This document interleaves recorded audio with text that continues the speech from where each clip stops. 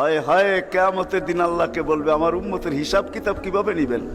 তো আল্লাহ হাসবে আর বলবে, বন্ধু যেমন সবারটা নিব আপনার উম্মতের ওরকম ভাবেই নিব। তো চেহারা মলিন হয়ে যাবে। আল্লাহ জিজ্ঞেস করবে, চেহারা মলিন কেন?